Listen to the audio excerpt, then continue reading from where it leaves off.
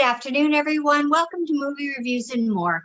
Every time we have a show, we always hope to bring you good quality guests that will enrich your lives. Today, we have a very special and beautiful guest. Her name is Debbie Perkins.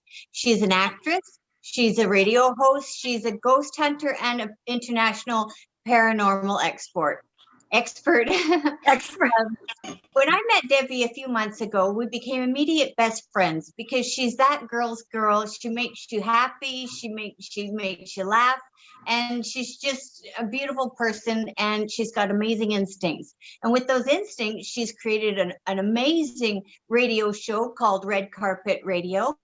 And she's got some stellar guests coming up, such as Lee Ehrenberg and Robert Lasardo. She's also a four-time International Radio Award winner. She's what else makes her special is she's a mom to beautiful daughters. She's an animal lover, and she's just a great lady. Everyone, welcome to the show, the great Debbie Perkins. Oh my gosh! Hey, Debbie. Hi, Debbie. I'm blushing, even though my cheeks are red. I'm blushing. I guess I'm just not used to any. I don't know. I've been doing. I do radio so long that I enjoy it, so I don't think about like what other people feel. Does that make sense? And that's what makes you, your authentic self, and that's what makes people gravitate towards you. Like I was telling Terri and Brian, you have an amazing lineup of guests, and you always just reach out to them, and you're a safe place. So it's comfortable for the viewer and for the guest. When I started in paranormal with the USA Paranormal Radio in 2009, I started radio for the first time thinking there's no way I'm going to really either like this or I'm going to be successful at all. I was just going to be one of many people doing it. And there was a lot, that was kind of popular at the time because it was new. And some people understood, some people didn't. But longevity, you could tell the people that stuck it out, for the years. I continued to do it. I did go in the hiatus mode to do some filming and documentaries with the paranormal. And I did a couple of horror movies and one thriller. And in that time frame that I took a hiatus, but I needed the break because I'd been producing other people's shows. I was producing 2 of my own shows. What happened is I get overwhelmed and it was just too much. And then I'm invited to travel down to Maryland to film a paranormal show. And then, it sort of evolved that I had to take that break. By coming back from that break, it was a refreshment for my brain. It was awesome to come back into doing what I'd been doing all these years. And Hollywood Red Carpet Radio started in 2013. And I created that because I was having stars on the USA Paranormal Radio show, but some stars that I asked to come on wouldn't do it because it had a paranormal tag. That was just not their thing. And that was fine with me. I mean, I understood, but I still wanted to interview. And so I created the show and I just went for it. I copywrote it. I did everything legal. So nobody would steal my name because somebody actually tried to take my last name with my other show, which I thought, why would they do that? But, things happen. And I was very nice to those people. I didn't disrespect them at all. I just said, I don't mind you using the name as long as it's not to represent a radio show. See what I'm saying? So I kind of kept it safe. But when I began the paranormal, switching from paranormal, which I didn't really switch. I kind of did both. I was juggling both. And then I was producing D-Dove's show. She was a psychic medium. Gary Panton, he was from the UK, England. He had a show. He was he would consider himself just a medium, not psychic. Some people in that realm prefer to be one or the other or just sensitive. Some people just don't want to be called psychic. I didn't even know that until I interviewed him, and then he was really strong about it. And I was like, okay. But when I started doing the Hollywood Red Carpet Radio, I started out kind of small, You know, people just coming up, people trying to learn to be actors and directors and producers. I integrated musicians with Barry Manley. I'm sorry, Gary DiCarlo. I can't even think. Gary DiCarlo. When I met him when I was with a friend of mine down at Chill Theater, I met Gary. He was in the room with us, and I actually talked with him, and then all of a sudden he was on my show. You know, singing his song, "Sha-na-na-na, hey hey hey, goodbye."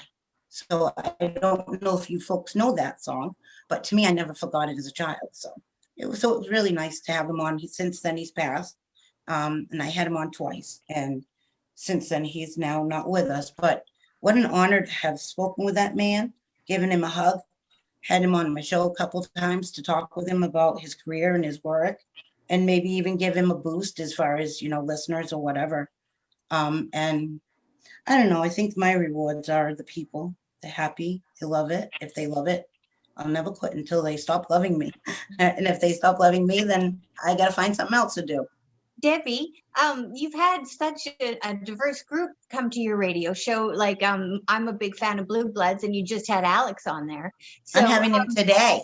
today. But I've had him on twice before. Oh, Alex, this will be Alex's third time on my show. Yeah, because I like guests that have multiple things. They're not just actors, they're actors plus. If Yeah. I can say that safely. They do Yeah. more than one thing. Yeah, Multi-talented. absolutely. They're Yeah. either authors, he's in martial arts. He's a sensei and he owns his own studio. He teaches children. So there's more to talk about than just the acting career, even though some actors I've had on just act. That's the only thing. But during COVID, everybody's changing their gears. Yeah. Is Yeah, there a guest out there that you're hoping to get on your show? No, maybe. Maybe Brian. Well, I don't know. Let me give you here. Oh my gosh, you had to put me on the spot. Brad Pitt. Okay. Well, played. But for known reasons. Well, he's extremely talented. I've watched him since he was a child. Big time fan since he was in Benjamin Button. You know, just a great character. Trying to think of who else. I don't even know. I don't know. I just think he's just a humanitarian. So that's another draw for me. I like people who do stuff for other people. And if I can help, I will do what I can. You know, even if I don't have money at the time, I can do, you know, a live show or, you know, or help them get acknowledgement out there, just putting them out there, you know. Sorry, I'm nervous, you guys. Debbie, you've done a lot of stuff, and you're right. A lot of people don't realize how hard it is to put all these things on week after week, month to month, year after year, because it's what goes in behind the scenes, making everything work. And it is a lot to do. And then Blue Buds has been renewed for season 11. So that's a good thing. So, you know, having Tom Selleck, Donnie Wahlberg, it's fun always talking to them because they make the show, which is probably why, Sherry, why you like it. And then Brad, when it comes to Brad is a great guy because it's what Brad really wanted to be an architect, and people forget that. So when the levees broke in Louisiana, he was in the 9th Ward building up houses, tiny houses. And I have him, I'm not going to say what we're doing, but we have something going on with that. But he's become a successful producer. And that's what people I think I know what you're talking about. My girlfriend, Andrea Banderas, Andrea Gilmore Banderas. Uh-huh. She's met him recently, did an interview with him. She actually was one of the people that helped start MTV. Her husband was very famous, Billy Gilmore. He had passed away. He was in Atlantic City Rhythm, and he worked with Roy Orbison. He was one of the old-time greats. And she works in humanitarian. She is a world leader for peace. And she's been doing that for a while. And I've tried, you know, do what I can to help with that. We all try to help when we find out somebody's got a really great cause going. I think we all put our best foot forward there. You know, I mean, that if it's a good awareness cause, why not? Absolutely. I have a question for you. Sherry's told me so much about you. So this is Terri Marie. I'm like so excited to meet you. I am like fascinated with I'm fascinated with the paranormal world. I'm like into spiritual stuff. I'm like, I don't know. I like to watch ghost hunters and all that kind of stuff. I don't know. I like scary movies, but That's fine. it's all up my alley. So That was me 10 years ago. I mean, I've always been this ago. way. So, and I mean, I don't know if like I have some psychic gifts or not, but like I kind of sometimes feel like I've got spirits around me, and I get like, I mean, I've never delved into it to try to, how can I say, if you feel like you have a gift like that, you have to tap into it. And I mean, do you believe a lot of people have those gifts and they don't know about it? Like, when did you find out that you had some of these gifts? That's where I'm going with. I was really little. I saw a ghost, but I didn't know it was a ghost. I was probably 6 or 7. I was really, really young. We were in St. Augustine. We were touring the fort. And the only reason I remember that is that my mom said I flipped out at St. Augustine, and I was wondering why she would say that. But my mom has a house in Florida and a house in Maine, so she's kind of like, she's bipolar. I'm just saying she likes to be in both places at different seasons. They call him a snowbird. Okay. Which, Sherry, you know what a snowbird is, right? They move down south. Well, that's what we do with our elderly. We send them to Florida, and then they just live there. But anyways, yeah, we were staying down there at the time, and Florida has a lot of tourist areas, and we were one of those families where, you know, you're living down there, you're touring it. And we did a lot of family trips. Well, we went to a lot of historical landmarks. But at the fort, I told them the story many times, believe it or not, and I tried to ignore it for years. But there was a person that was dressed like a prisoner, and he was in a cell, and he was begging for help. I was the last person on a line. Everybody looked in the cell and walked away.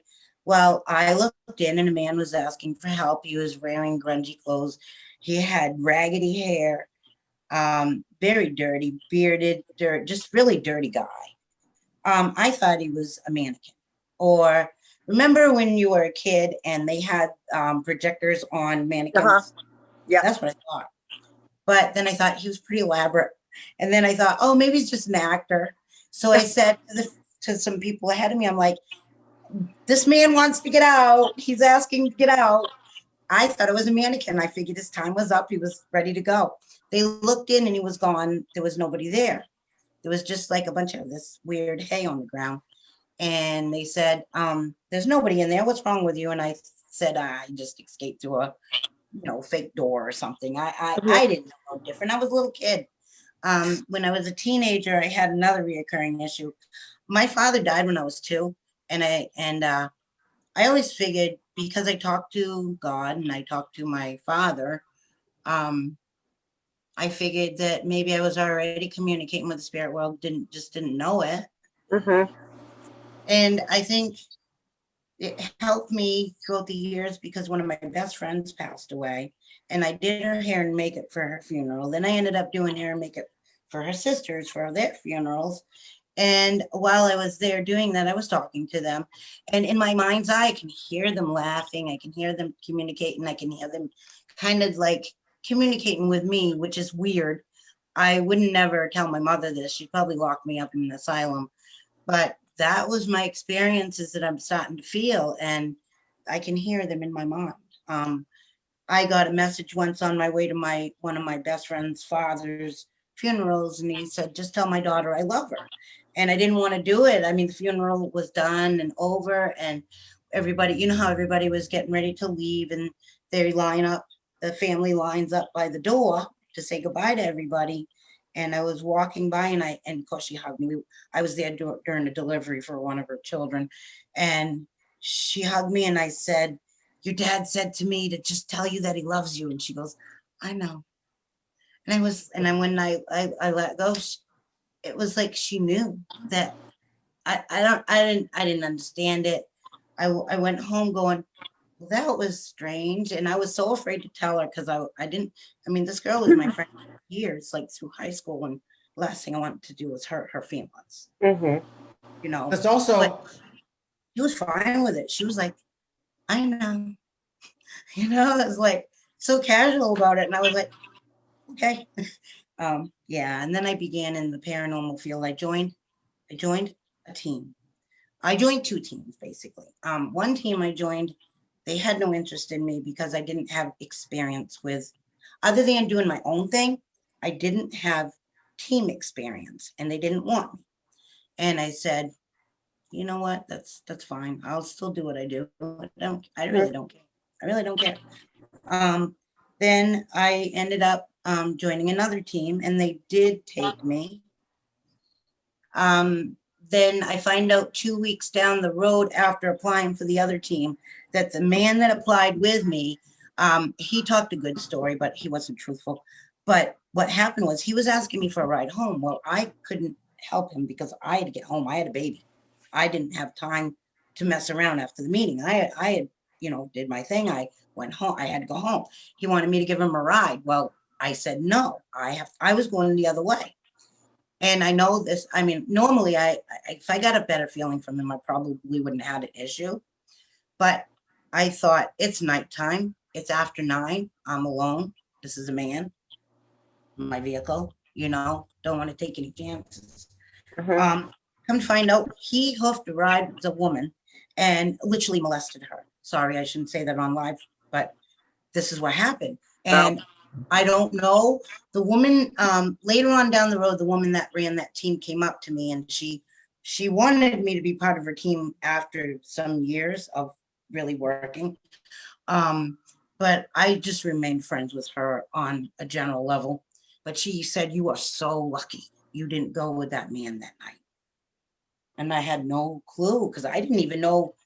Well, I just kind of shut that door and left it shut. And when I saw her again, she told me about that. And I was like, yes, I am lucky. I didn't go in a car with a crazy man who, I mean, I might not be here today because my instincts were to just, but at that woman's house, there was a man that was communicating with me and he was sitting, it was like he was sitting on my shoulders. And when I get like a weird feeling of spirit, and I'll tell you guys, it's almost like I'm overheating. It's like, I'm having hot flashes. And it's only a specific area. It's not my full body. It's just in the area where, the energy's feeling. Usually it's my head down to my shoulders. And I kept saying to the lady, I was like, did you have a husband or a male brother or somebody very close to you die? Or is there a male spirit at this house? And she's like, she didn't really want to tell me right off, but they did say her husband had died and she'd been talking to him for a while. So after his death. So sometimes I think we can manifest our own spiritual energies of people around us. If you're talking to your grandmother, you loved her so much, or anybody that you had an attachment to, you can manifest them, but do you really want to disturb their peace if they are peaceful? That's the catch-22. When I do paranormal research, I do it for the education, to pass on the knowledge so that other people can take what little I can offer them and maybe adjust it to themselves, I had another question about this because I've always wondered about this. And I know a lot of people have this experience, like you're walking and you kind of feel there's somebody there and then you turn and it's not there. That happens to me all the time. So is that somebody trying to communicate with you or is it a guardian angel? Like I always try to figure, because I always feel like I have some kind of presence around me. And my dad passed away in 2007, and ever since then it's been very prevalent that I've had that experience. And that may almost be every day. your guardian. It might be your guardian. If you're not being harmed, if you're not being frightened, it's more likely not on a negative level. It doesn't scare me. Because I do believe our pets can remain with us. For years, I felt like one of the cat that always slept on the bed. There's only cat that ever slept on the bed. I usually didn't let the cat sleep on the bed, but I had one yellow cat that just couldn't help himself. And night after night, he'd sleep on my legs. Well, he died. Night after night, he slept on my legs until we moved out of that house. He hasn't been at this house. I think this house has its own spirits. My house is 214 years old. Next year it'll be 215. It was built in 1805 for the Larrabee family. Captain Samuel Larrabee had the house built. It was built on the old town hall foundation. There was a school in the backyard that has been since moved. There was a library on the front yard. See, there's a window down here. Well, this is my driveway, and then over here on the side, there was a one-room school, not school, one-room library that a lady named Mary Davis would run, and she ran that for all her life. I understand. She lived in this house. This house transformed many times, but stayed in the same family almost 200 years. But it was at one point a rooming house. They created the wall so thick that you literally have to scream I mean, as loud as you can just to get somebody to hear you upstairs or even in the next room. The horsehair plaster, and this is like the real old stuff. If I turn you this way, you'll see that I'm in an extension off the house. This is where the house ends, and then there's an extension that would go down underneath us, goes into the barn. Up here is just 2 rooms we use for a guest room in my office and a game room. So we got very fortunate to buy the house, I have to say. But it does have its hauntings, and they're not bothering us right now. I think they like what we've done. A hoarder lived here. Actually, the woman that owned it got divorced, and then the husband gave her the house, and then she decided to move into a brand new house and sell this house. And she was doing some witchcraft here or something, because my neighbor told me she was doing something there. And we did find a room full of, I'd say, paranormal games. I found a Ouija board. I don't like Ouija boards. I'm not a big fan. I experimented when I was a kid, and I learned a long time after that they're not always the safest tool to play with. Exactly. For real. You don't know what you're getting. You don't know what you're getting. Yeah, you open up doors. Ugh, like I need more doors open. Yeah. I've had bad experiences with Ouija boards. I don't like them. They scare the hell out of me. Oh my gosh, no thank you. I've already got like 20 doors in this house. I don't need any more doors. I'm good at doors. Well, we ended up a 12-room house in a barn, and it's a miracle that it even happened the way it happened. We moved in exactly on the 8th of November. It will be 1 year in this house. I lived in another house for 14 years. I rented another house, and we were at a point where we had to move, and we had no idea where to go at that time. After 14 years, I'm very stable. And then a miracle. I don't even know how it happened, but a year ago right now, I was in this house, but I was painting walls. 11 cans of paint later and a new furnace. My house was ready, and we brought the appraisal up. They got so mad. We brought the appraisal up to like $50,000 just from painting and making it beautiful, because the hoarder that lived in here, she left the place wretched. It was bad. It was like gross. If you ever saw before and after pictures, you'd be like, you guys did some good work. I'm proud of myself for this, though. Debbie, we got about 3 minutes. How can people, people check out all the things that you're doing? What's your social media links, and then what time do you do your shows? Okay, tonight I'm doing one at 6 o'clock. During the week, I'm doing them at 6 o'clock, except for Willie Windwalker, who I'm producing. I have Willie on at 6 too, but he's on Mondays. Tuesdays, Thursdays, and Sundays, I'm doing 6 o'clock. On Wednesday, I'm doing at 8 o'clock on Dragus Productions. So it's 6 o'clock on Blog Talk, 8 o'clock on Dragus Productions. Only on Wednesday am I doing it there, but I had to grow, so I had to move away. I'm still looking for better platforms, but you know what? All good things come to those who do good things. Will you come back and do a part 2? I appreciate you. You have a lot to talk about. Oh my gosh. Yeah. I got some ghost stories for you guys.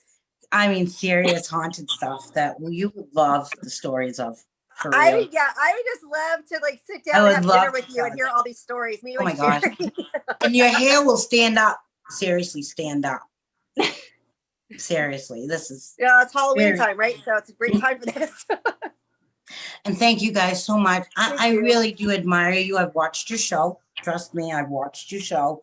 Not to like spy on you guys, but just kind of get a feeling of, you know, what kind of show you have. And Sherry has been so honest and so innocent and awesome about this show. I am so grateful to you, Sherry, for being my friend, for one. And for two, I can't wait because Sherry's going to co-host with me. I hope that's okay with you, Brian.